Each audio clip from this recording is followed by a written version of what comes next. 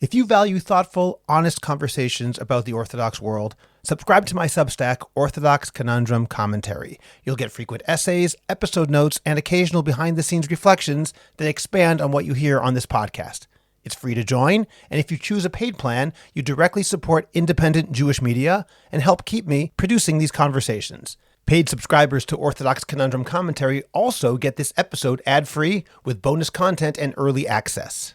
In today's bonus segment, Rabbi Uri Cohen and I explore whether cultural literacy is actually necessary for an Orthodox Jew, why educators cannot ignore pop culture, and even a fascinating story about someone who viewed the Beatles as evidence of God's existence. That bonus conversation is available for paid subscribers to Orthodox Conundrum Commentary on Substack. Take 10 seconds right now to search for Orthodox Conundrum Commentary on Substack and hit subscribe, or click on the link in the description of this podcast. Thank you for being part of this community and helping us grow. Now, let's begin today's podcast with Rabbi Uri Cohen. Everything has a message, and it's usually not hidden if you stop and think about it. We're not talking about sod, Kabbalistic stuff. Just think about the culture that you consume. Don't consume any culture without thinking about it afterwards. Otherwise, it's just like you're taking a bite of an orange without peeling it first. That's something that is practical. It only works if you consciously try to do that. But I think that makes the difference between being just a consumer, which is what they're expecting you to be. You consume the products, you consume the ads, you take in and you take everything in. No, you need to be a discerning consumer. At least mentally, you need to excrete the bad stuff. And that's only going to work if you identify it. I'm Scott Kahn, and this is the Orthodox Conundrum.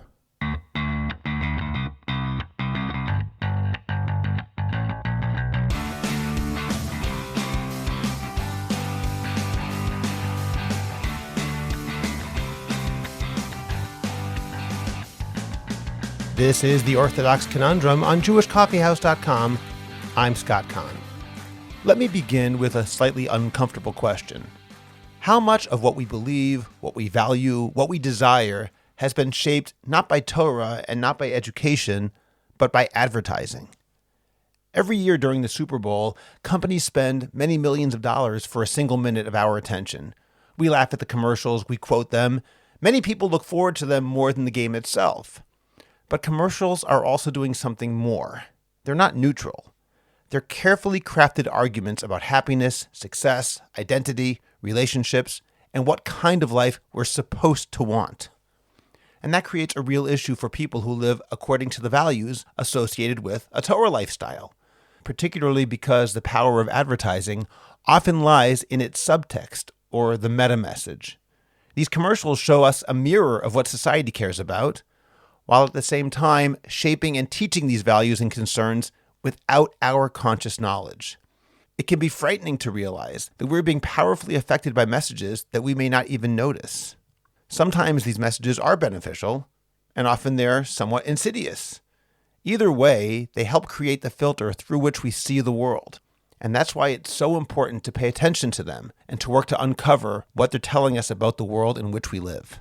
Put differently, if the Torah speaks to every generation and every cultural reality, as Rav Soloveitchik famously said, then we can't simply switch off our religious consciousness when the entertainment begins. At the same time, this isn't only an endeavor for Orthodox Jews. Anyone who lives in the modern world benefits from learning how to watch culture thoughtfully instead of passively. Rabbi Uri Cohen joins me today to do something unusual. We treat this year's Super Bowl commercials as texts to be interpreted.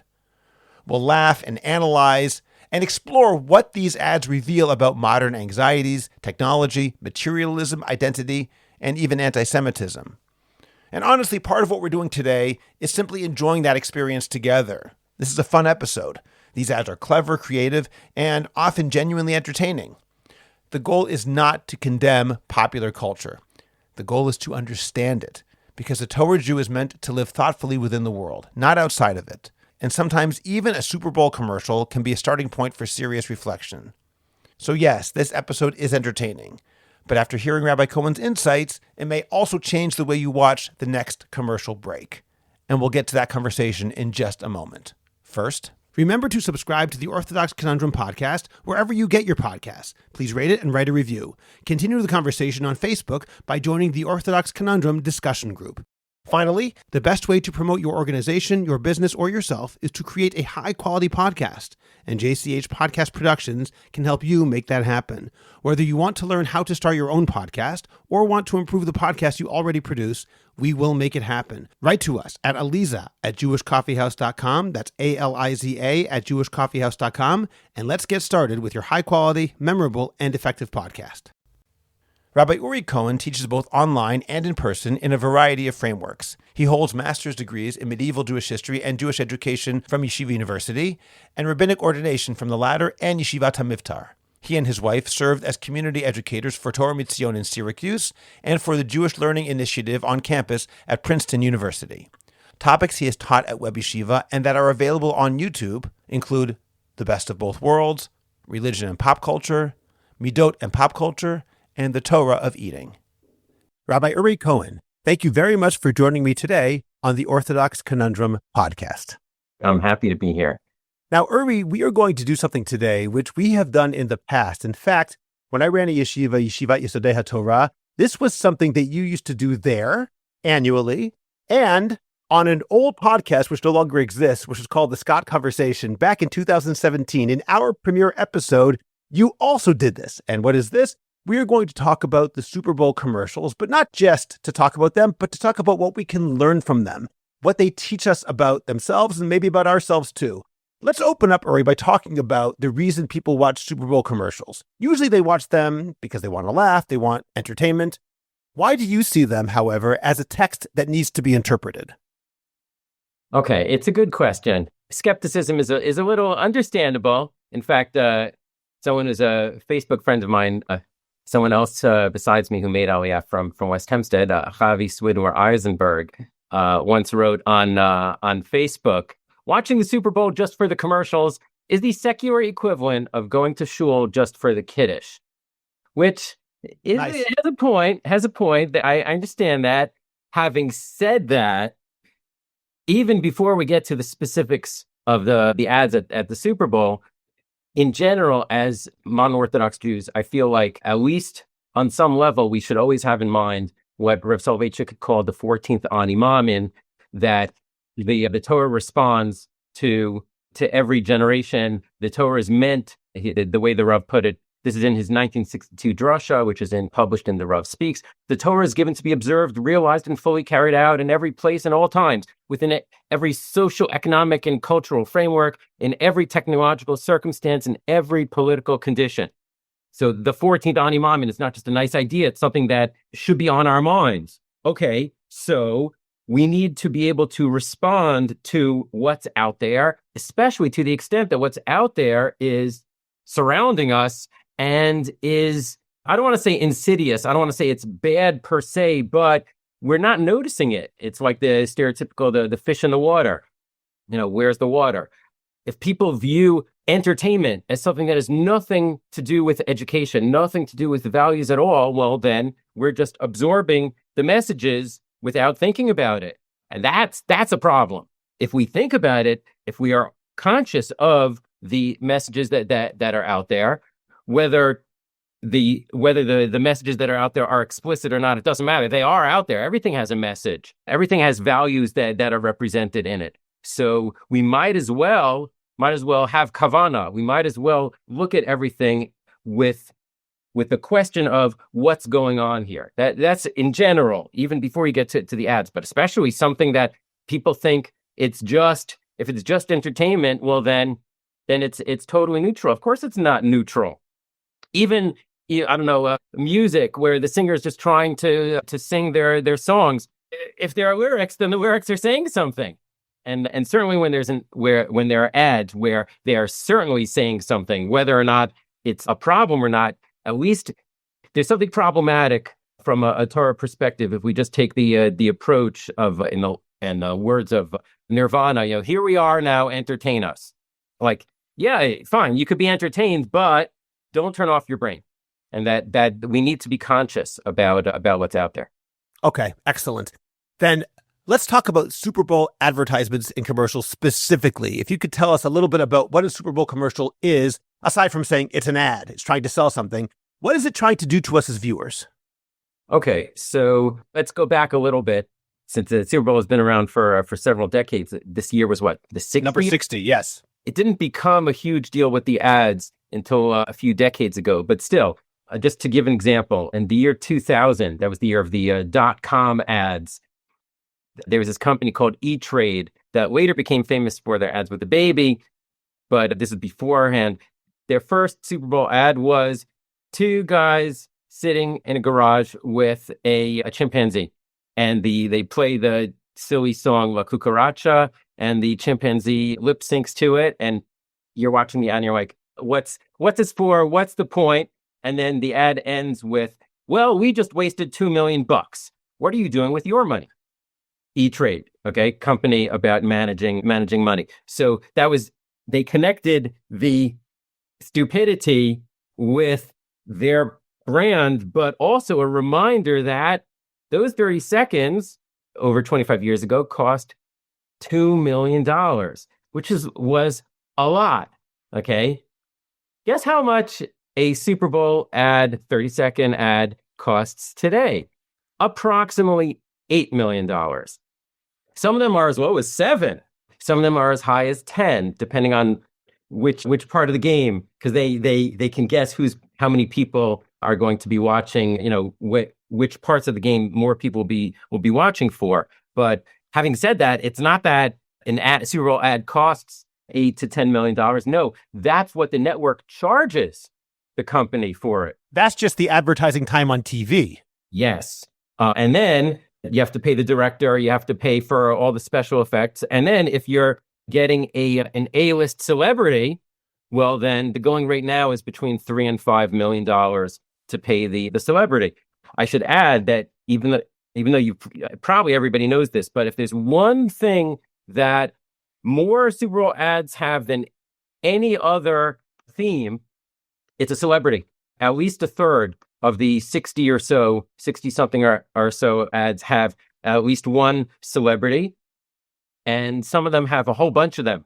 So if somebody has spent millions of dollars, okay, even if it weren't an ad, okay, this is just like you read a newspaper article, painting sells for $500 million, okay, you're like, wow, that's a lot of money. I just made up the amount, but like, what does it look like? Okay, show me. Let's see. Let me decide for myself. So when so much money is being spent on something, then people's expectations go up a lot. The reason so much money is being spent is because over the course of the Super Bowl, it's estimated that this year, 125 million people were watching. At one point during the second quarter, it was 137.8 million. I think that's just in the United States, though, right? There are also other people watching around the world, probably. And the advertisements there were just in the U.S., as far as I know. I could be wrong. I think there are more people watching, but the advertising numbers are only valid for the United States. I think that's correct. So expectations, not just of the marketers, but of the viewers, are so high. Like, if they're spending millions and millions of dollars on this ad, then this has got to be good, right? It's a little bit like the Olympics, which happens to be the same network is charging similar amounts, more or less, for their ads for the Olympics now. So like the Olympics, everybody competing in this race or this game, they're the top people. Each one's like the best in their country. Like, wow, I gotta see this. This is the best. So people's expectations of Super Bowl ads are so high that if it's an ordinary ad, the kind of ad that you might see, in a regular TV show, then people are a little bit disappointed. Like, what, you spent $8 million or probably more. A lot of the ads this year actually are a minute. So double all the amounts. You spend millions and millions of dollars on an ordinary ad. Why would you do that? So the marketers will tell you, none of this is by chance. They've spent a lot of time and marketing research to check that people who watch this ad are more likely to associate with, fine. But at least for us ordinary viewers who are not marketers, like we have very high expectations, and they're because of all that money. It's interesting. When you look at something like the E-Trade ad you mentioned from 2000, I don't know this, and obviously we're going to get more into this in a bit, Aside from being, I suppose, a clever line, what are you doing with your money? Also, in the dot-com boom is also implying there is a lot of money here. We have so much money in E-Trade because of our success. We can blow $2 million for nothing. I wonder if that's sort of the meta message that it's trying to portray. Right. So that would be not so much for the big brands, but every year there are a bunch of brands that I've never heard of, and it's like they're saying, okay, we're on the map now. We're so big, that we can afford to buy a Super Bowl ad. Decades ago, there was a very brief, maybe a 15-second ad from Master Lock, where it was very brief, very memorable, and they spent their entire annual advertising budget on this one ad. What was it? You see a lock that has been locked around something. You see a person's hand pulling it to show that it's tight. The hand moves away. Bang. A bullet goes through the lock, or a few bullets go through the lock, and the hand comes back and yanks on it, and it's still attached. The end. That's it.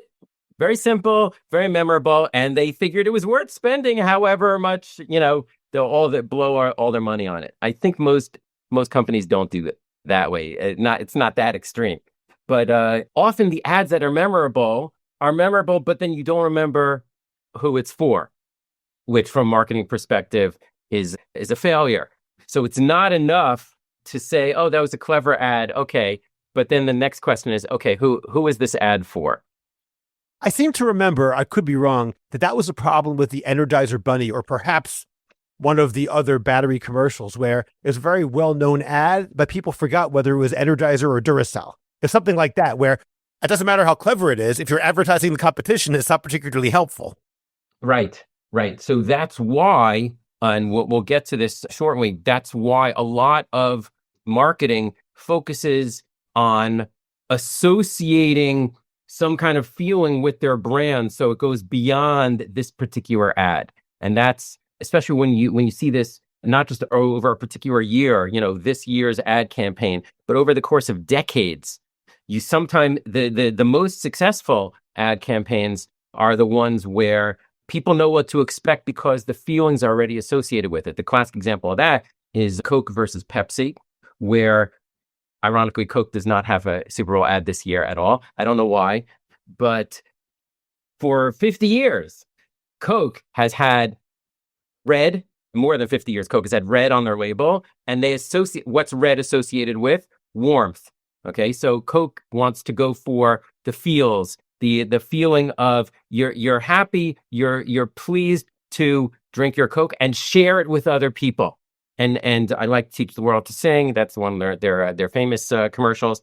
So most of the Coke commercials and ads are about sharing and feeling good, whereas Pepsi, which has blue on their label and has for many years, their association is with being cool, young and cool. For many years, their slogan was Pepsi, the choice of a new generation. Ironically, they did that for multiple generations in a row. But the idea is that the young, cool people like you want to drink our brand. So cool versus warm are two different feelings, and they both work. And, they've worked for long enough that the brands mostly have stuck with them. Okay. Now we're going to talk about specific commercials, and we're going to try to get the messages that they are conveying. But I'd like to just back up for a moment, Uri, and talk about advertising in general, because we're talking about the Super Bowl ads and you're talking a lot about advertising, but I know you have some ideas you want to convey about advertising that we should all know, not only Super Bowl ads. Right. So going back to what you asked before about, like, why are we doing this? What are we trying to, why are we looking at it this way? So we're trying to be conscious. We're trying to use our minds to evaluate what ads are, but we're not marketers. Okay. We're regular consumers. Okay. So every time you see an ad, not just the Super Bowl ad, but just that this is a good time to do it, you can, after watching it, you could ask two simple questions. What is the ad for? The product. And what's the ad about? In other words, just on the simple level, what does the ad agency want me to associate with the product? And this is mostly not an informational thing. Okay, a local ad is usually informative. Okay, here's a supermarket. Here are the specials. Come in and buy. Okay, basic information to tell. But that's when the stakes are higher, whether it's because it's on the national level or maybe your product is not unique, most people really can't tell the difference between Coke and Pepsi, even if they think they can. Okay, so you need to make your brand stand out, and the way to do that is usually through associating it with a particular feeling or emotion. So just like stereotypically, I don't know if they still do this, but it used to be that car shows would always have scantily clad models walking around the cars. What does that have to do with the car? It's nothing to do with the car. The point is, look here. Get excited about looking in this direction, and then you should associate your feelings of excitement with this new car. It's not even complicated. And the fact that intellectually people might know that going in does not stop the feelings from being evoked. So in this case, yes, a bunch of Super Bowl ads are informative, especially the ones with an explicit message to preach and not just the ones about health. And I think we'll talk about at least a couple of those. But even those ads, they mostly go for the feelings, whether the feeling is fear or love, a good mood or a fantasy. Wouldn't it be great if? And sometimes you can, in addition to this, sometimes you can spot the assumptions that the advertiser is making about you, the viewer. And if you're conscious about it, sometimes you can say, well, hold on a second, they're assuming that people like this because of such and such, but that's not me. Perhaps a good example of this with the Super Bowl is, since a whole bunch of ads, especially this year, bring up pop culture from the past, from the 1980s or 90s. If there's someone who's either much older or much younger and is not familiar with that pop culture, or maybe they're watching from another country where they're not, so like they might turn to the people around them after the ad and say, like, what was that all about? Those ads tend to be funny combined with nostalgia. Oh, that's so nice. Oh, I remember that song. I remember that actor or that show. Like, oh, and this ad is funny. Okay, so now I have this glow, this happy feeling that I'm associating with the brand. So it doesn't work so well if you don't have the nostalgia for it. So they assume that most of the people watching the Super Bowl will be familiar with that pop culture and will have the associations with it. It's not so obvious this year. There were some previous years that there were a lot of car commercials. And I remember people pointing out that, like, if you're 20 and you're watching the Super Bowl, those ads are not for you. Okay. You cannot afford those cars. The cars are for the people who are in their 40s, maybe 50s, have a lot more money, and they're going to be watching the Super Bowl. Also, it used to be that a lot more ads of the Super Bowl were explicitly addressed to men. And there are not so many of those anymore. There are even a few that are explicitly addressed to women. There used to be none of those. And now it's broader. I don't know if that's coming from the advertisers or if it's coming from the network, but I feel like some of the problems that were in some of the Super Bowl ads of previous decades are not there this year. What do you mean by problems? Exploitation of women, the GoDaddy ads, whereas basically you had this, like, at least if you had snoots, you certainly had this like sleazy feeling, like you needed to take a shower afterwards, and they did that for a number of years until finally there was backlash, and the backlash was not because of that. It was because they dared to run an ad that said something negative about a pet. Like people get very, very caught up in their feelings about their pets. There are at least 5 Super Bowl ads this year that mention animals or pets in particular. Kids show up a bunch of times. That's all like about the good feelings. But so you don't mess around with pets and pet owners. But sometimes previous years would either have something that's explicitly exploitative about women based on the assumption that the women are not watching this. Guess what? It turns out that a lot of women are watching this, but also that the men, some of the assumptions were that the men watching are basically immature or wish that they were immature. And there were like 2 or 3 ads like that this year, but there used to be a whole bunch, aiming for the lowest common denominator of laughing at people kind of thing. So there's less of that. I feel like maybe it's just a temporary thing, but at least this year there's more of a feeling of being secure and mature, and less of the appealing to people's lower instincts. That doesn't mean there isn't comedy that is, I don't mean that it's base, but it's still silly comedy. So you're not saying there isn't silly comedy, you're just saying it's less base comedy, I'd say. Exactly. Base is a good way to put it. So for example, having an ad that's not just funny, but slapstick kind of funny, in which there's cartoonish violence. Okay, there are always ads like that, but that's okay. But just to compare two of them from this year, the Instacart ad with Ben Stiller and Benson Boone acting as if they're Italian American singers. Most of the ad is slapstick, where Ben Stiller is his character is jealous that Benson Boone can do a flip, which he really can't in real life. So he decides he's going to do a flip and falls a couple of times, and it's very funny. I thought the ad was brilliant, but I only figured it out afterwards. Most of the ad is just like slapstick, but the first 5 seconds of the ad, or the first 10 seconds of the ad, are a little jingle that mentions Instacart, and it's an earworm. So anybody who's watching or listening to this, if you don't want an earworm in your head, don't watch this ad. But in other words, like, otherwise it's okay, slapstick, haha. So you feel good about it afterwards. But then they've implanted the earworm in your head that says something specific about their brand. I thought that was marketing genius, as opposed to the Bud Light ad. Bud Light used to be notorious for its base type of humor, and there is some of that this year in the ad, which has at least three celebrities, in which a keg of their beer goes over not a cliff, but like a steep hill, and everybody from the wedding party starts chasing it. But because it's so steep, they all start tumbling over themselves, and so that's a kind of slapstick humor.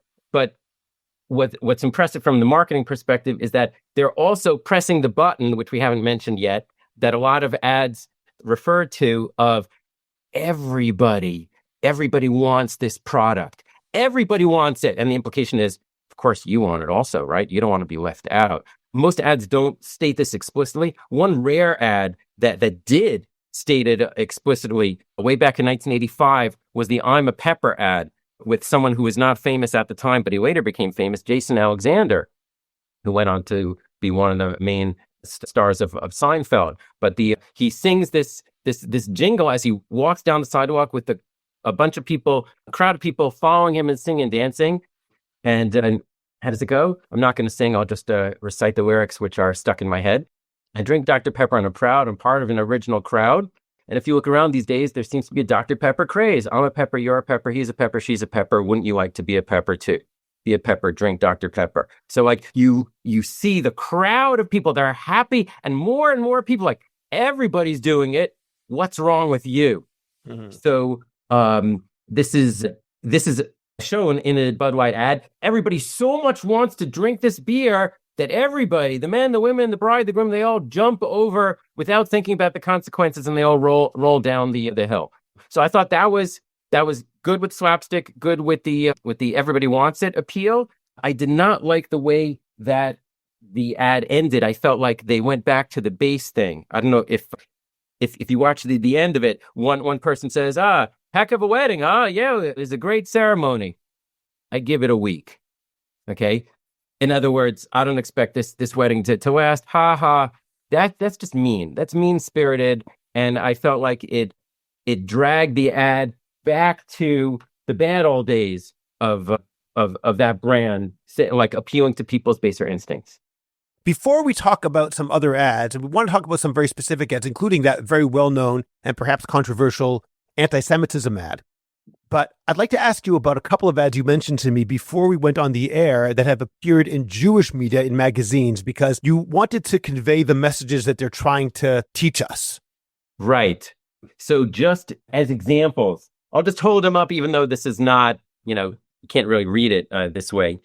This was an ad from an American Frum magazine from last year, a year and a half ago. It says, "Nobody needs another honey dish." It's something that has all the simanim, little containers for the simanim on Rosh Hashanah, and it also looks like, a scale with the shofar, so it's clearly for Rosh Hashanah. And it's fancy. It's fancy. It's expensive. A lot of ads in the Frum Haredi publications are much fancier, and they assume that the readers have a lot more money than just a generation ago. But I thought it was so interesting that the line underneath, "Nobody needs another honey dish," is "raise eyebrows with this one."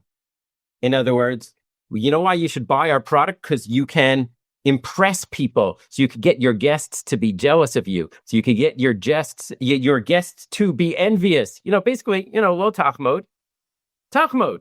They're not going to say it explicitly, but raise eyebrows with this one. That raised my eyebrows, as saying they're like, okay, they're appealing to a bad midah.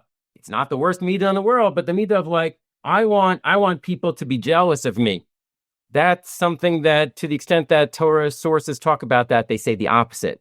In the context of ayin hara, we do not want people to be jealous of us. V'asneh lechet im elokecha does not seem to be the value there. Right. What do you mean? Everybody at the table is dressed sneas, right? So that's right.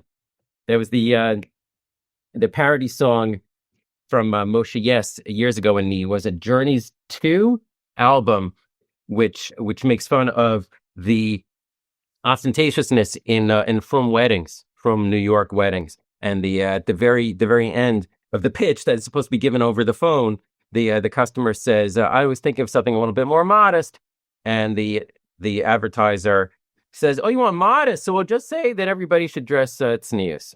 Okay, totally missing the point that everything about the wedding he was presenting is very not tznius. Here's a very different kind of ad that was from an Israeli Dati publication. It has a big picture of a diamond ring, and the word ve'ahavta l'rayatcha kamocha, love your spouse as yourself. So I thought this was very clever. It's direct marketing, direct to the people who are reading this. What's the point? The point is, you know what? You should buy our diamond because you're religious, because you want to follow what it says in the Torah, and it says in the Torah you should love your spouse as yourself. Where it doesn't quite say that, but it's close enough. So that's why you should spend all the money on our product, because you're so religious, because you feel that you're a religious person, and you've got the money. So these are two ads that clearly are not appearing in the Super Bowl, but they just stopping to think about them reminds us that the advertiser in each case is appealing to something specific in the view, in the reader and in the audience, or at least what they think the viewer feels about themselves. Then the first one that the frum person wants to impress their guests, and the second one that the frum person wants to feel that they're following the Torah. And in both cases, what are you supposed to do? Spend your money on our product, and that's what all ads are about. And there's something interesting about that. Let's take that first one about raise people's eyebrows. On the one hand, you can say, I am appalled at that company for trying to appeal to such a bad characteristic as jealousy. And I don't know if it was successful, but if it actually were a successful ad, we could probably see that if it keeps on popping up again and again, if they continue with that method, then we don't only castigate the company, we can say, wait a minute, the fact that it is a successful ad and that it's working tells us something about our community. So we don't only point an accusing finger at the company, at the marketing agency, but perhaps at ourselves for falling for it and actually being people who feel that way, that we want to be impressive. We want to make people jealous. Okay, that's actually a different question, but I want to move now, Uri, into the question of the ads themselves. Let's start off with that Robert Kraft-sponsored ad against anti-Semitism with the blue square. Right. If you haven't seen it, it's on YouTube, and many people like this ad. I know the ADL, I think, was involved in helping to make it, but I've heard other people criticize it for at least two reasons. Number one, it presents the Jewish kid in the ad who's being taunted as a victim and powerless and kind of as a wimp. And second of all, some people have said that on a more macro level, the problem isn't the ad itself, but the idea of fighting anti-Semitism is a mistake. If we have that much money, millions of dollars, then we shouldn't be fighting anti-Semitism. We should be building positive Jewish characteristics, Jewish identity of some sort. And it's simply not where we should be putting our money. Now, I have heard that they didn't actually spend $15 million on this ad because they were given a discount, perhaps because it's some sort of public service advertising. However, it still was millions of dollars. So I'll pass it on to you, Uri. What do you think? So it's interesting. I personally always feel bad when seeing or reading about examples of bullying, which for some reason comes up a lot in middle grade books.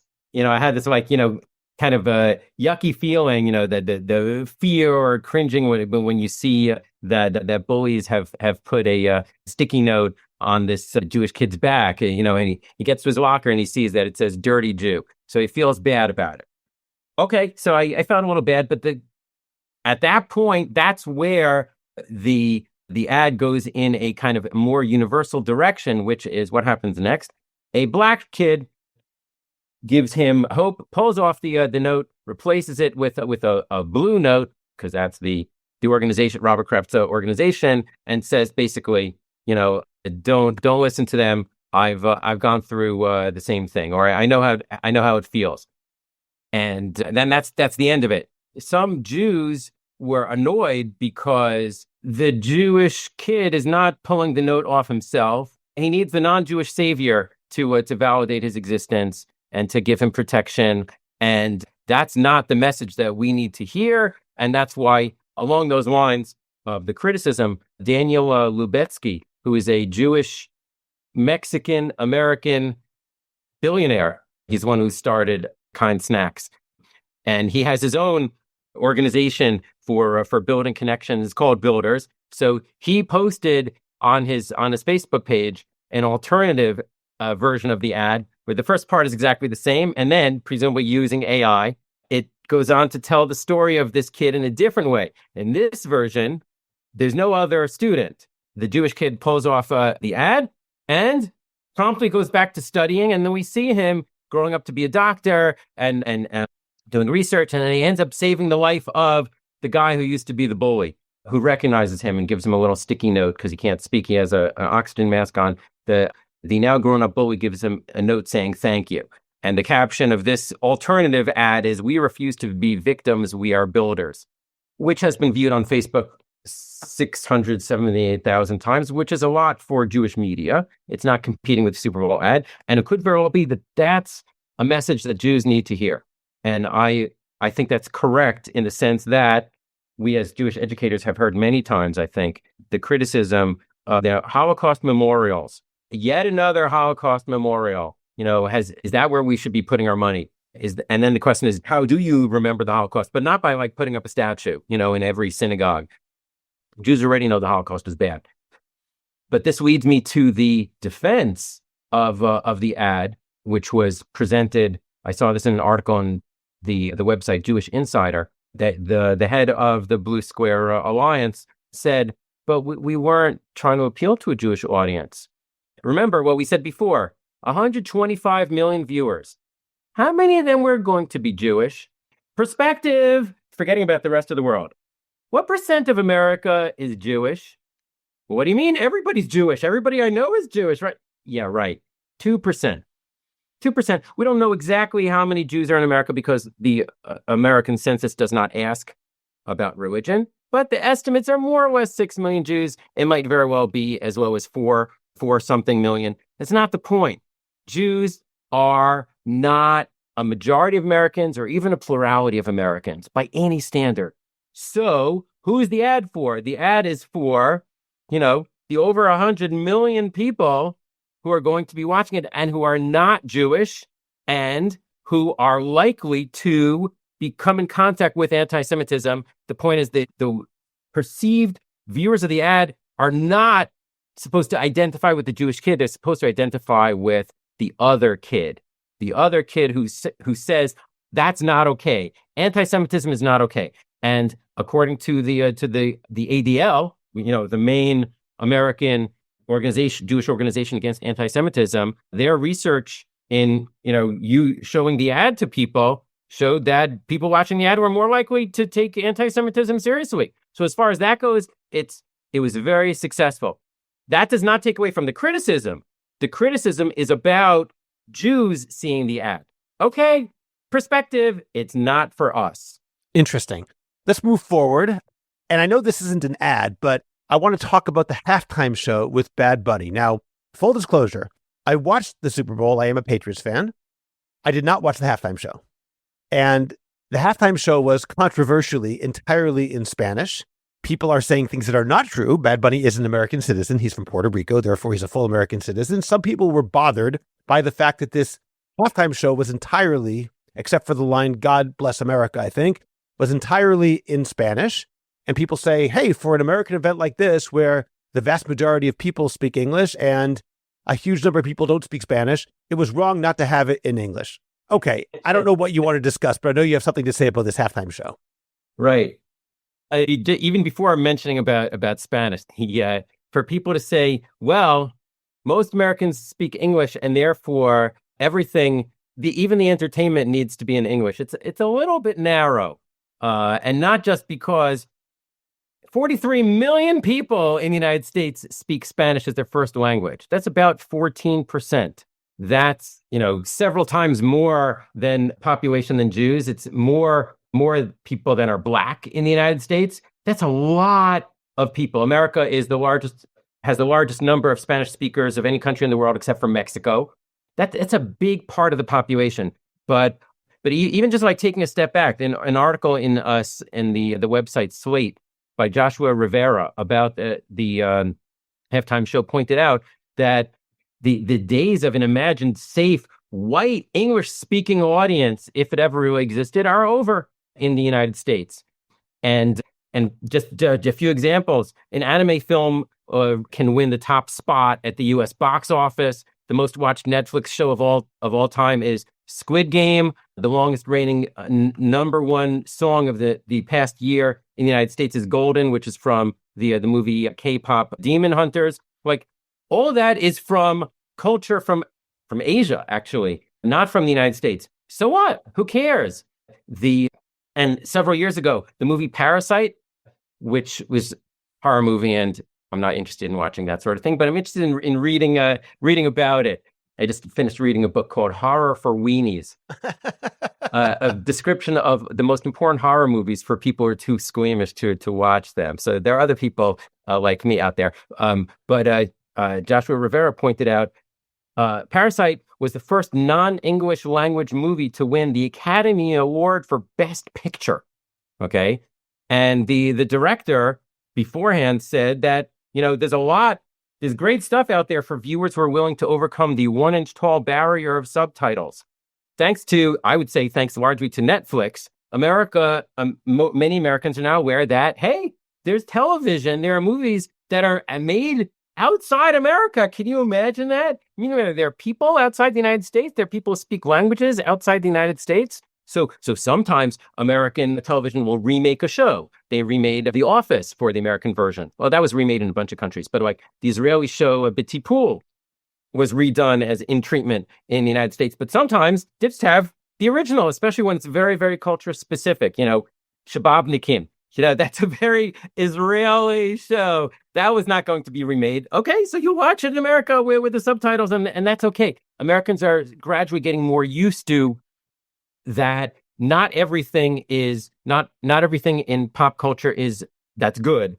Not everything is American, and not everything is in English. And specifically in this case with Bad Bunny, not enough people were talking about this in American music last week, meaning they could not have known about this exactly.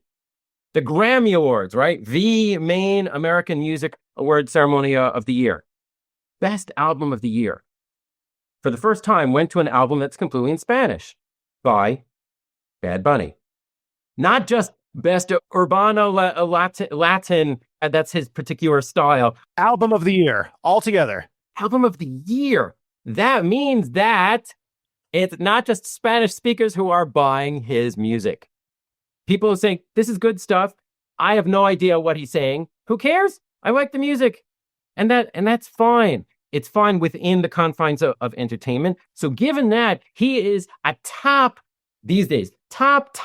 American music star. For anybody to say, well, I don't like his music, so what? So don't watch it. But why begrudge other people? What impressed me about his halftime show was that instead of just presenting a 15-minute, highly condensed, huge, massively expensive, go all out, with the special effects and the fireworks and the dancing, and it's live, right? How much live entertainment is there still in America? They do that every year. But Bad Bunny also took the opportunity to pay tribute to many aspects of Hispanic or Latino culture. And it all went over my head. But the articles afterwards saying something, people will be unpacking these references for a long time to come. They said even something as simple as he's like walking through and then this kind of dancing, and that particular singer, and Lady Gaga ended up performing a salsa style version of one of her songs, just like for a minute with a salsa band behind her. Okay, which is kind of a reminder to America that it's not an all or nothing, right? She's not Latino, she's not Latina, and she doesn't sing in Spanish, but that's fine. You can do songs in different styles. Just like one of a whole bunch of things. Bad Bunny's he's walking through, he sees like a kid who's like lying down on some chairs, and he like kind of pushes him to get up. Like, what does that? It turns out that's apparently a standard feature of Hispanic weddings or parties, whatever. There's always like kids lying on chairs on the side. Okay, that's like a little in joke. But for those of us who would not get the in jokes, okay, what's the explicit message? Okay, explicit message is that Bad Bunny could have turned it into a anti-white or anti-Republican or no, he went positive the whole time. The billboard on the screen behind him. The only thing more powerful than hate is love. That's a powerful message. It was in English so that everybody could get that who would not understand his Spanish. He held up a football briefly that had words on it also in English. Together we are America. And then he did something that I thought was so interesting. He said, God bless America, which, everybody does that. And then he started listing what countries are in America. And he started listing, besides Puerto Rico, Venezuela and Argentina. And he went through the whole list. And there were people marching behind him with the flags of all these countries. Oh, and also Canada. Oh, yeah, that's right. In a certain sense, certainly from a global perspective, America is a whole bunch of different countries and not just the United States. Yes, the United States, but also all these other countries like, oh, yeah. I thought that was a great perspective. And not just, pride for all these people who are, in American countries, but quote, together we are America. Like, that's okay. And it's okay if we don't even speak each other's language, but there can be a type of unity when you have when you're proud of your country, even if you don't speak the same language. So, to quote somebody else in a different context, haters gonna hate. Like, you can't, if somebody thinks that anybody looks different from me or anybody speaks a language different from me is bad. There's the good people and the bad people. You just have to walk away from them. That's why I thought it was so interesting that two other ads in the Super Bowl that are not directly connected, two ads, one for Elf Cosmetics and one for the Spanish network Telemundo, both of them had the same premise that a celebrity needs to learn Spanish for some purpose or other. Okay, and one of them was more realistic and one of them was more fantasy. That's not the point. Like, they were not coordinated with Bad Bunny. They were just riding the wave that there are a lot of Spanish speakers out there, and that's okay. And if you don't speak Spanish, okay, so pick up some here and there, but that's fine. For me, the best takeaway from all that was the follow-up announcement from the language learning app Duolingo. They announced that there was a 35% increase in people signing up to study Spanish. Wow. That's an immediate impact. Yes, either right before or during or after. And I felt like, you know what? That's okay. That's a humbling experience to remember that not everybody is like you. Okay, I'm going to give one devil's advocate comment, and I agree with what you said. And I think the fact that it was in Spanish is great. I've got no problem with that.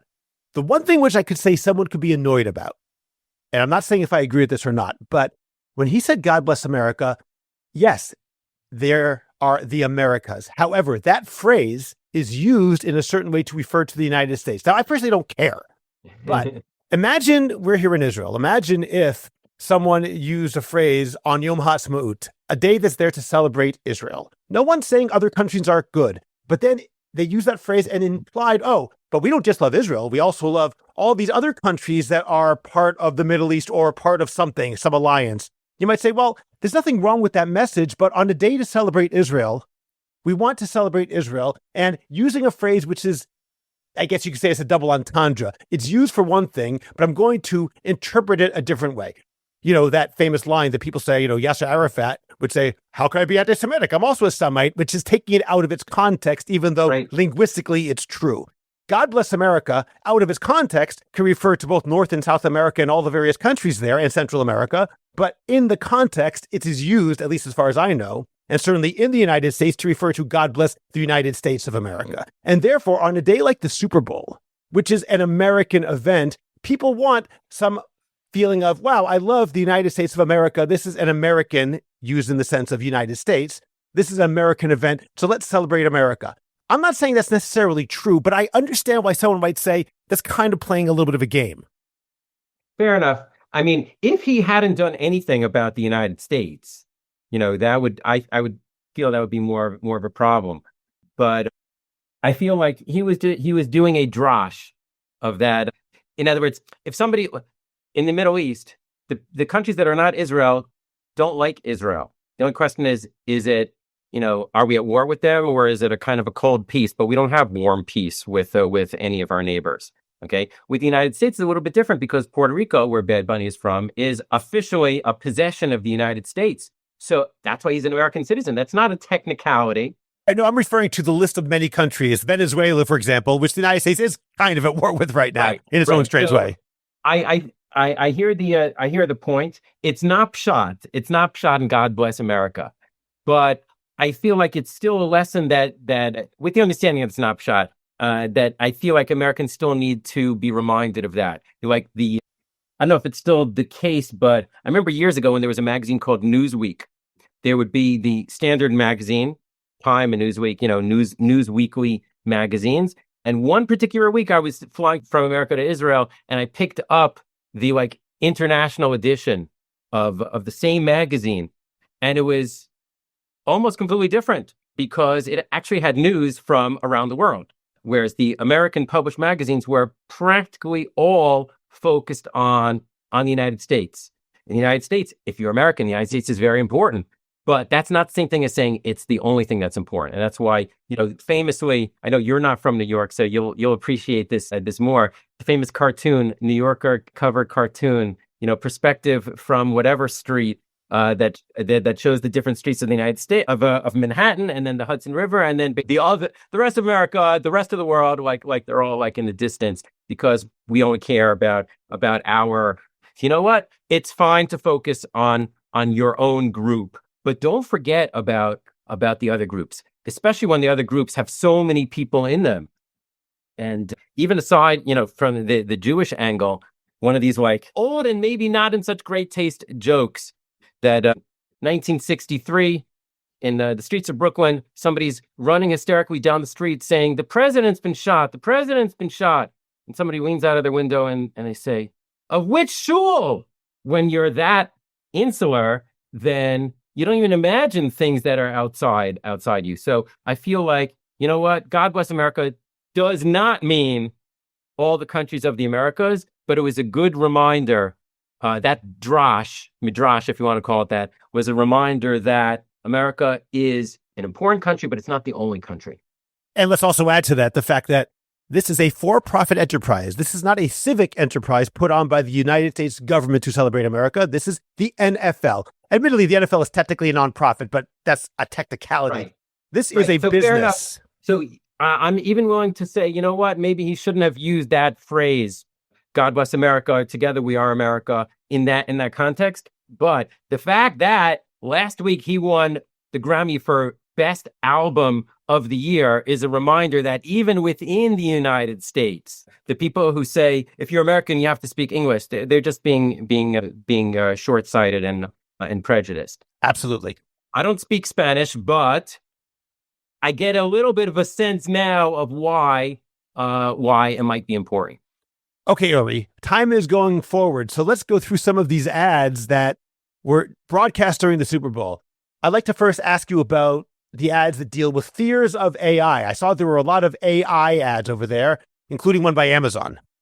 Yeah. So there were, by my count, nine ads that were for AI products, for different types of AI, plus another ad that was clearly created by AI. So that's a lot. You did not have that in previous years, but AI is on the rise now. I thought it was so interesting that Amazon decided to try to address the fears. Most of the ads are basically selling their product, showing how this product will make your life better. Two of the ads were basically about, if you use this AI, you'll be able to take off from work, or it'll be as if many versions of you are doing the job. Wow, that would be great, Yeah, I saw an ad with Matthew Broderick, which I assume used him because of the idea of day off, Ferris Bueller's Day Off, but I don't know if that's true. But they had Matthew Broderick giving people different types of AI, which allowed them all to leave work and get their job done by AI. Of course, there's also the probably unintentional implication that if it can help you do your job easier and give you more time off, eventually it will take your job altogether because AI will simply replace you. Yes. So most of those, basically 7 or 8 of those 9 ads for an AI product did this is why our product is great. Let's associate our ad with something positive. And they're like on target. These are that's what we do. But one ad was kind of a negative one. That was the ad for Claude, AI made by Anthropic, and it was showing that imagining a different AI that gives you ads. And we would never do that. Okay, that's like a negative pitch. There were maybe 6 Super Bowl ads this year that had negative pitches. The other people do this, or we would never do that.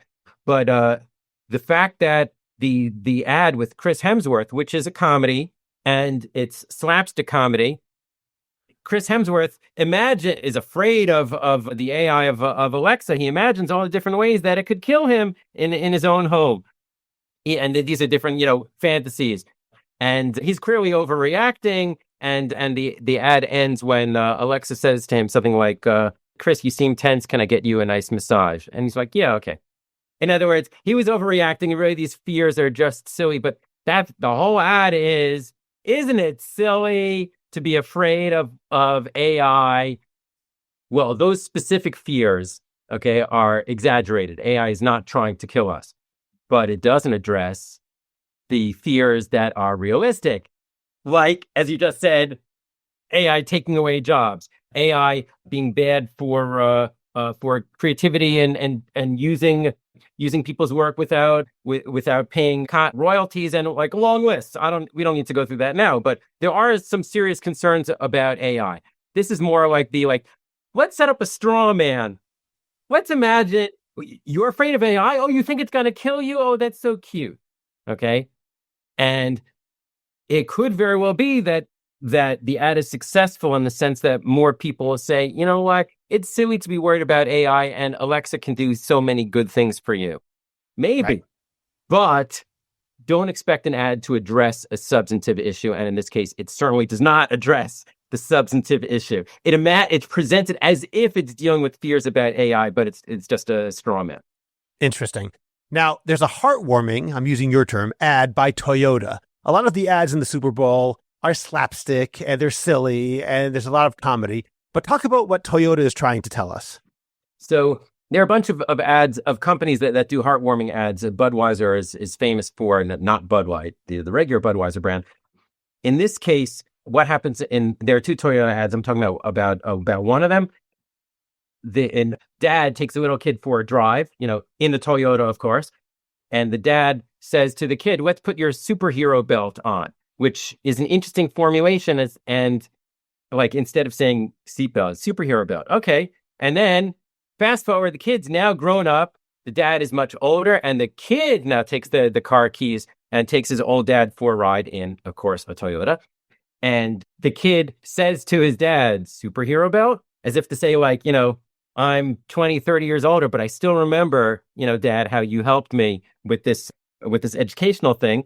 And the narrator says, returning the favor is a gift. And then there's a caption on the screen that says, people are the destination, which is probably a general marketing line. But returning the favor is a gift. It's like, wow, like, this is the theme of, sunrise, sunset, kids grow up, and the kids hopefully will have hakarat tov, gratitude to their parents, and will hopefully be able to pay back at least a little bit, which is an important message. It makes you feel good. It's so nice that kids give back to their parents. That's what all parents presumably would want on some level. And while we're at it, P.S., isn't that an interesting way to present seatbelts to your kids? Like an added bonus. But that is definitely an example of something that's heartwarming. It's something that everybody should be able to get behind, and it also features their car. Now, how is that selling Toyota per se? Meaning, it sounds like, and I realize this is the message I'm supposed to get, it's selling seatbelt usage. But really, they're trying to sell Toyota. Is it possible, I don't know, that they're trying to associate themselves with that warmth, with, we care about you wearing your seatbelts, we care about your safety, and therefore you associate Toyota with, they care about me. Yes, I think it's very clear that that's the association because of that caption at the end, which is clearly not made for this ad, but part of a larger campaign. People are the destination, which is a little bit like what I mentioned earlier, the long-term Coke campaign, share a Coke with friends. It's not just about Coke, it's about sharing.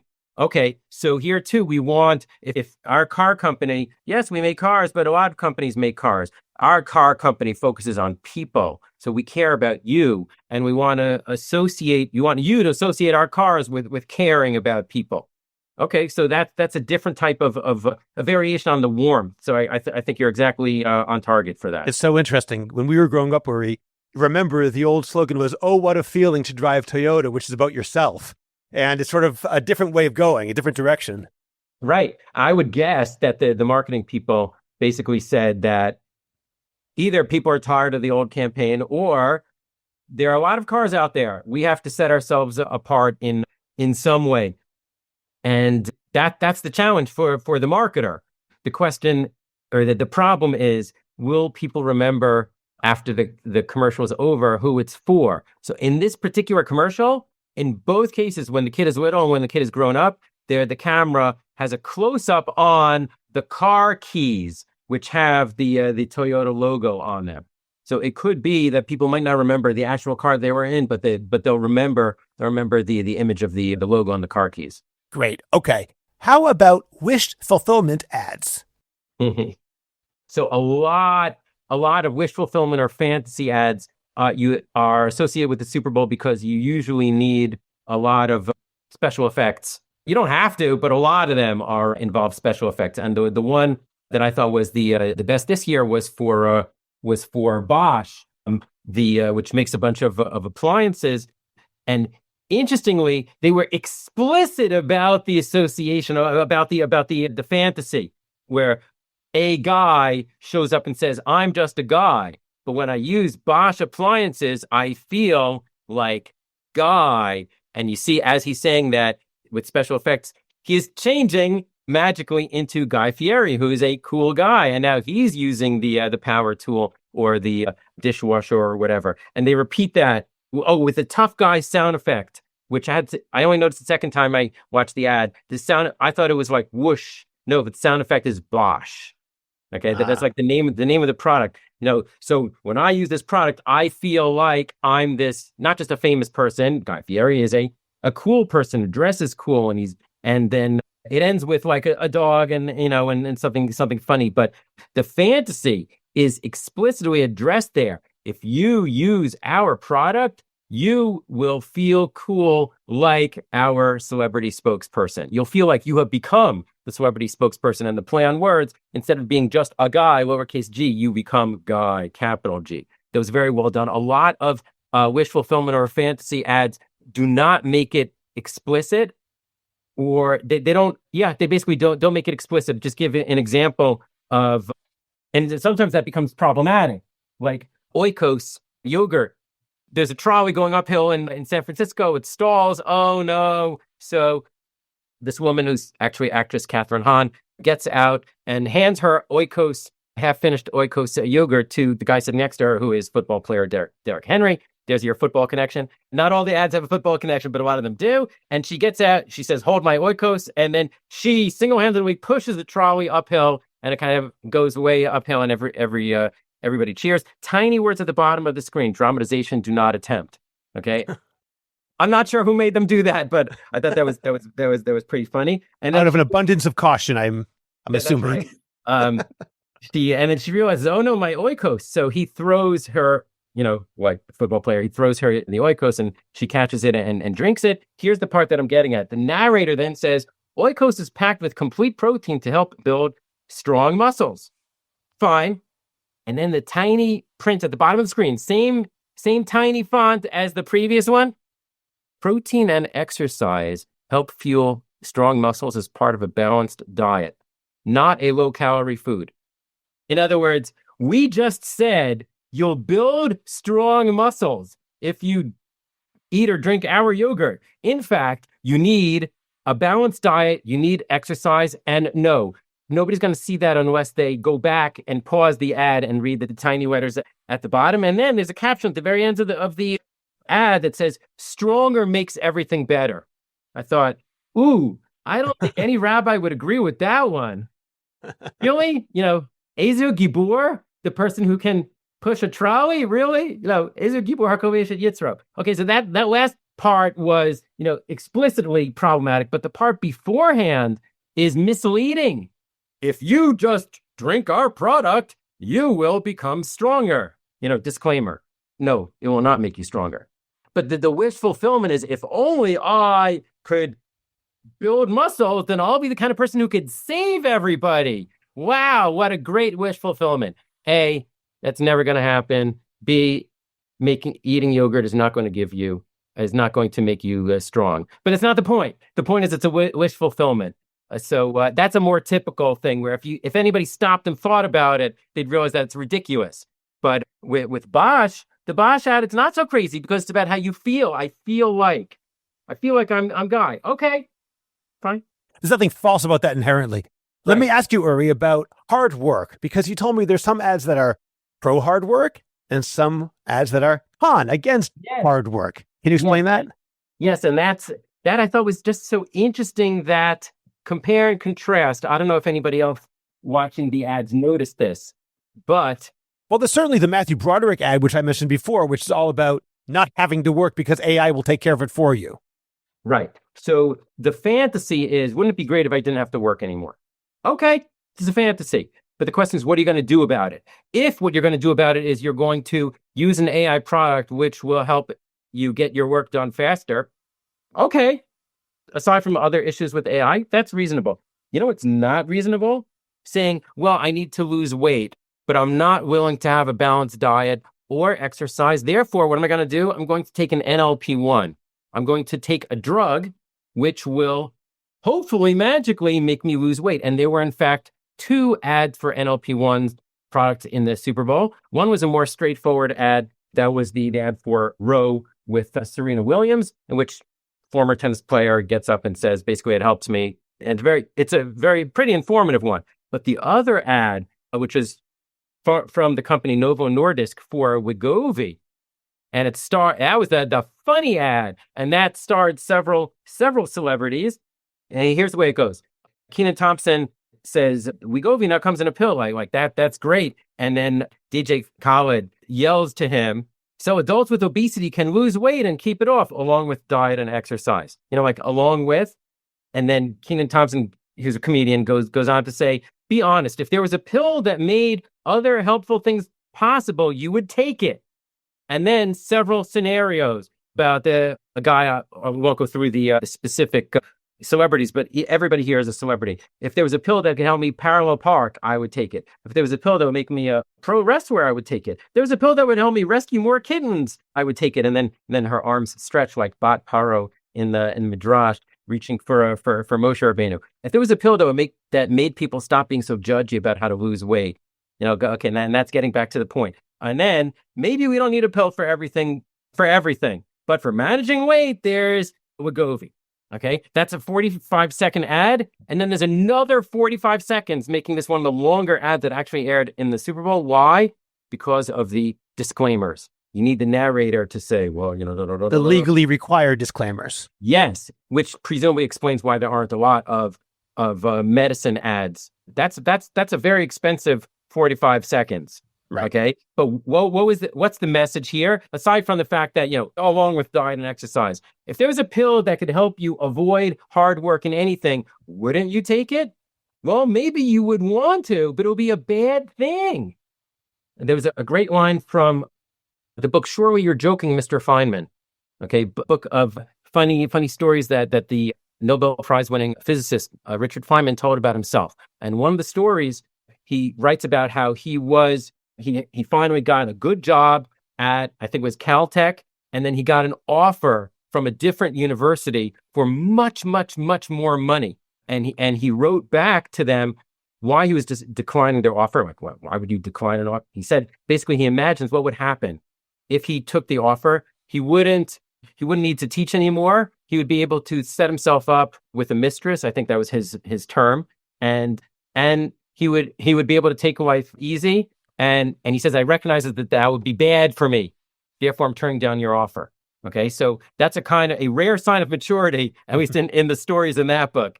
But I feel like, you know what? If there was a pill that could help you avoid hard work and anything, would you be tempted to take it? Yes, but that would be the Yetzer Hara. You should not actually do that. And then, by extension, maybe you should not also take this pill. Maybe your doctor will recommend it. But diet and exercise, which they have to mention, just like in the Oikos commercial, diet and exercise. That's the main thing. Is it possible that the pill will help also? But like, I wish I didn't have to work so hard. Yeah, I know. We all wish that. But real life is work is necessary and work is a good thing. But then, Uri, isn't this on some level undermining their own message by saying, hey, in general, pills that help you avoid hard work don't work and are bad? In this case, however, it's good, but they just said it's bad. So within the ad itself, it's presented as the same way that you have a wish fulfillment. Everything you would love to do, wouldn't it be great if you could just take a pill and you could do it? That's what we're presenting you. We're giving you a pill that, with diet and exercise, will make your life a more magical place. Will fulfill your wishes. They don't, nobody listens to the narrator at the end anyway. Okay. That's a more typical wish fulfillment ad, as opposed to an ad which is very unusual for the Super Bowl, especially since it was not directly selling a product. It was from the car company Cadillac announcing that they're making a Formula One racing car. Okay. And they show you through a kind of an animation, the car parts slowly floating together. Okay. And then at the end, ignitions 5, 4, 3, 2, 1, as if they're blasting off with like a spaceship. But through the ad, the audio is from a speech by John F. Kennedy. The key line is, we choose to go to the moon. Okay. We choose to go to the moon in this decade and do the other things, not because they are easy, but because they are hard. And that goal will serve to organize and measure the best of our energies and skills, etc. I'm like, you know what? That kind of message you almost never hear in American culture today. That you should do something because it's hard. And easy is a temptation, but it's something that you should try to avoid. But Uri, in this particular ad, I'm assuming, it actually is not saying you should work hard. It's saying, we are working hard to make the best car for you. It's not saying you should work hard. It's saying, we are hard workers at Cadillac. Yes, it's true. That's the pshat. But the association is that, hey, remember that guy Kennedy? There's that nostalgia, right? Wow, wouldn't it be great if we could have a leader like him, is the assumed idea. And what's the message from him? It's a message that even a Republican can get behind. At least the old style of Republicans. Pull yourself up by your bootstraps. It's good to do things that are hard. It's good to challenge yourself. So everybody wants to do things that are easy. Take a pill to solve all your problems. Wouldn't it be great? No, it would be a Yetzer Hara, and it's something that you need to turn down. And that's an example of a message that you usually don't hear in any context in marketing. So this kind of stood out for me in an unusual way. Okay, Uri, we don't have very much time left. I want to ask you about an ad which is called He Gets Us. Could you talk about that one? This ad made me laugh when I discovered who the ad was from. It turns out that it's from a Christian organization, but you don't know that until the end. The ad shows over the course of a minute a whole bunch of examples of materialism and hedonism, both visuals and the voiceover, saying things like, the one who dies with the most toys wins. I'll be the talk of the town. And as people take selfies, and the word more appears over and over on the screen. And that's more or less, that's consumerism. That's hedonism. That's, I don't know if everybody watching this remembers that the interview that you, Scott, had with Rabbi Jeremy Weider, about materialism, in which he said that in 2022 there are four isms of secular Western culture: narcissism, or less technically self-centeredism, hedonism, consumerism, and exhibitionism. Okay, and all three, or three out of four of those, appear in a bunch of ads in general and ads in the Super Bowl in particular, because this is kind of a major part of the culture. This ad would seem to be undermining it, like more, and like in a way that kind of makes you feel like there's something wrong with this. And then at the end, the music stops, and there's a woman by herself in the desert, which is quiet, and she looks at the sky and smiles, as if to say, like, sometimes it's better to get away from these isms. And then the end caption says, "There's more to life than more." I thought that was a great message. And then I laughed when the second line was, "What if Jesus shows us how to find it? He-gets-us.com." Okay, what if? Forget that what if. But everything up until and not including the mention of Jesus, what? There's more to life than more. I think a lot of people need to hear that. A lot of Americans need to hear that. A lot of Jews, a lot of Orthodox Jews need to hear that. Didn't you just speak with someone about materialism recently? Yes, I had an episode called "A $10,000 Bottle of Scotch" about 2 months ago on the same topic. Right. So this is a challenge for everyone, for Americans and for Orthodox Jews in the United States, especially. And you know what? I thought the message was a good one. I was surprised to see it in the Super Bowl, and it totally did not fit in, because it undermines the assumption of or the associations of many of the other ads. Self-centered and consumerism and hedonism. Like, what if there's more to life than more? Oh, okay. Okay, Uri, you know what? We're running out of time. So let me ask you a couple of concluding questions just to talk about how we can sum this up and tie it all together. So talk to me about the importance of looking for these macro messages, or what's really going on as a life skill as Orthodox Jews. So if I remember correctly, Rav Shimshon Raphael Hirsch said something along the lines of, in the context of his famous Torah im Derech Eretz, where Derech Eretz is the outside culture, he said Torah should be the filter through which you look at Derech Eretz, through which you experience Derech Eretz. In other words, it's not that Torah and Mada, Derech Eretz, university, whatever, it's not that the outside is all good, it's that there is good stuff in it. So we should use the Torah, or the Torah's values specifically, to filter the outside stuff, and then to say, okay, I like that message, or the Torah agrees with that message, the Torah disagrees with that message, but you have to be conscious about it. It only works if you have kavan, meaning if you pay attention. You don't have to talk back to the ads, while they're on, but afterwards, okay, what did you think of this ad? What was the ad? What was it for, and what was it about? Okay, and do we agree with what it's about? What would the Torah say? And it's mostly not a halachic issue. It's mostly an issue of values. It's mostly an issue of musar. But the idea that you need to talk back, whether out loud or even just in your own mind, to be able to evaluate the culture, that's something that is very much off the beaten track. I used to illustrate this. There were some places, schools, where I don't remember if I did this at Yesodei or not, but I gave a talk called "Be in the World, but Not of It." And the way that I started was, imagine one of our ancestors coming to Ellis Island, and they're given a banana for the first time, and no one tells them that you're supposed to peel it. So they bite into it, and they discover, oh, that's not the way you're supposed to do it. So I said, let me just illustrate this now with an orange. And then I would say the bracha. In an orange that was not peeled, I would say the bracha, and then I'd bite into the orange, with some of the peel. And then, people are like kind of horrified, like that's that. And then I would choke it down, whatever. And then say, like, don't do that. Meaning there's the fruit and there's the peel. I did not make up that image. That's the Gemara. That's Rabbi Meir in the Gemara.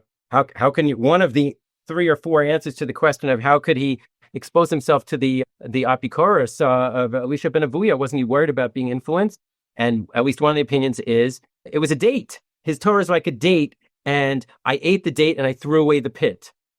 There are 2 or 3 mishalim like that. So here it's, you know what? There's good stuff in the culture, okay? Assuming that there's a good idea to expose yourself to it. You could argue about that, but assuming that you are, okay, then the least that you could do is, after exposing yourself to it, ask yourself, what's good about that? What's the fruit and what's the pit? What do I agree with? What does the Torah agree with? You have to do that. Otherwise, it's difficult to justify exposing yourself to the culture.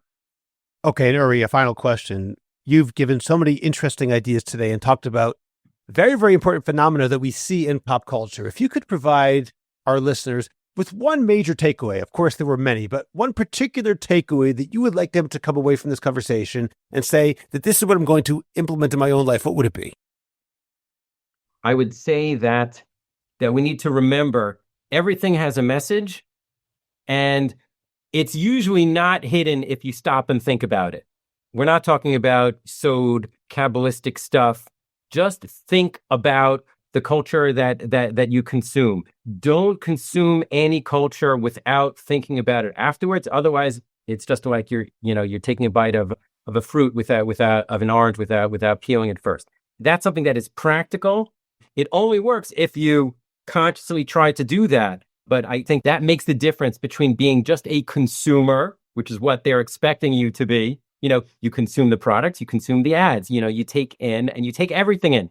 No, you need to be a discerning consumer. You only take, meaning like, the same way that our body, we eat a lot of food and then our body digests the good stuff and excretes the bad stuff. At least mentally, you need to excrete the bad stuff. And that's only going to work if you identify it.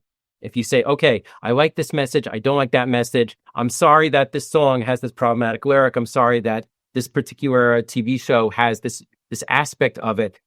As an Orthodox Jew, you need to, if you're going to justify exposing yourself to the culture, that's the least that you can do, to think about it consciously afterwards and make that an ongoing thing, not just with the Super Bowl once a year, but really with all culture that you consume, the books that you read, the music you listen to, everything. Okay. Uri, it's always a pleasure talking to you. I always enjoy listening to you and learning from you, and this was great and a lot of fun.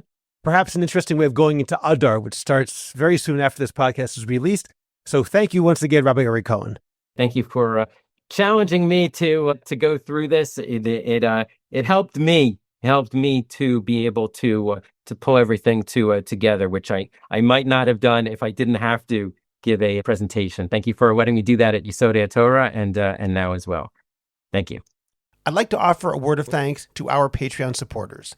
Patreon functions as a voluntary tip jar for Jewish Coffee House and our family of podcasts. Patreon supporters at all levels, as well as paid subscribers to Orthodox Conundrum Commentary, will have access to our upcoming private Q&A sessions. Your support in either place helps sustain thoughtful Jewish conversation. Additional bonus material, including the longer episodes with bonus questions, is available to paid subscribers of Orthodox Conundrum Commentary on Substack. No matter how you choose to support this work, we are deeply grateful. Subscribe to the Orthodox Conundrum podcast wherever you get your podcasts, and please rate it and write a review. I'd appreciate it if you go to Apple Podcasts and rate and review the Orthodox Conundrum. It takes literally 2 minutes. It's just giving a certain number of stars and writing 1 or 2 sentences.